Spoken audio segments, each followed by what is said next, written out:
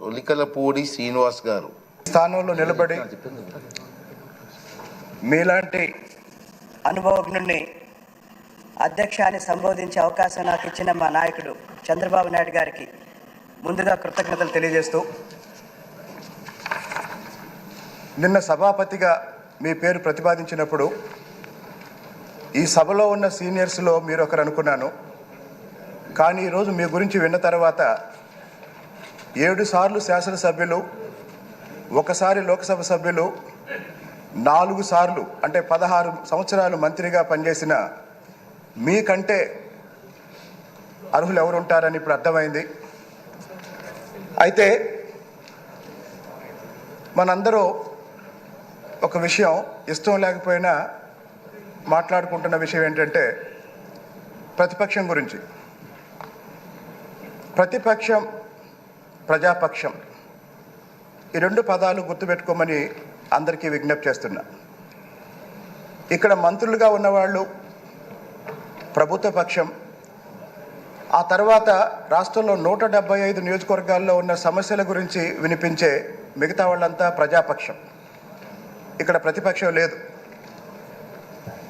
ఈ రాష్ట్ర చరిత్రలో ఎప్పుడూ జరగని అంత విధ్వంసం గత 5 ఏళ్లుగా జరిగింది. మరి ఈ 5 సంవత్సరాల విధ్వంసంలో మెజారిటీ బాధితులు ఎస్సీలు, ఎస్టీలు, బీసీలు, మైనారిటీలు.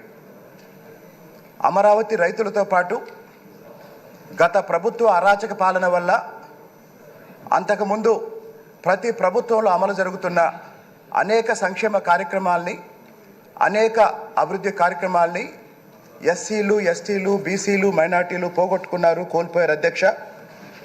అలాగే గత ప్రభుత్వ విధానాల వల్ల గ్రామీణ అభివృద్ధి అనేది పూర్తిగా నిర్లక్ష్యం చేయబడింది. నాలాంటి పూర్తిగా గ్రామీణ ప్రాంతం నుంచి వచ్చిన శాసనసభ్యులు, మా తిరువూరు నియోజకవర్గం పూర్తిగా గ్రామీణ నియోజకవర్గం, వ్యవసాయప్రదమైన నియోజకవర్గం.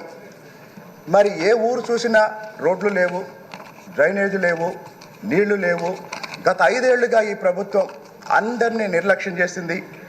మరి ఈ నేపథ్యంలో రాబోయే రోజుల్లో మాలాంటి శాసనసభ్యులు మా సమస్యల గురించి, మా ఎస్సీ, ఎస్టీ, బీసీ, మైనార్టీల హక్కుల గురించి మాట్లాడే అవకాశం మీరు కల్పిస్తారని, అలాగే ఇక్కడున్న మెజారిటీ కొత్త సభ్యులకి శాసన వ్యవస్థ మీద, అలాగే పరిపాలనా వ్యవస్థ మీద అవగాహన రావటం కోసం గత 5 సంవత్సరాల విధ్వంసం మీద, వివిధ రంగాల్లో జరిగిన విధ్వంసం మీద బహుశా భవిష్యత్తులో అనేక క్యాబినెట్ సబ్ కమిటీలు ఏర్పాటు చేస్తారు.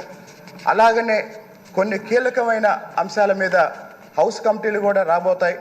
అలాంటి కమిటీల్లో మాలాంటి కొత్త వాళ్ళకు అవకాశం ఇచ్చి పరిపాలనలో మాకు కూడా, మమ్మల్ని కూడా ఇన్వాల్వ్ చేసి ఏ ఆకాంక్షల ప్రకారం అయితే మనందరినీ ఇక్కడికి ఎన్నుకొని ప్రజలు పంపించారో, ఫలితాలు వచ్చిన రోజే సభానాయకులు చెప్పారు ఇది అధికారం కాదు బాధ్యత అని.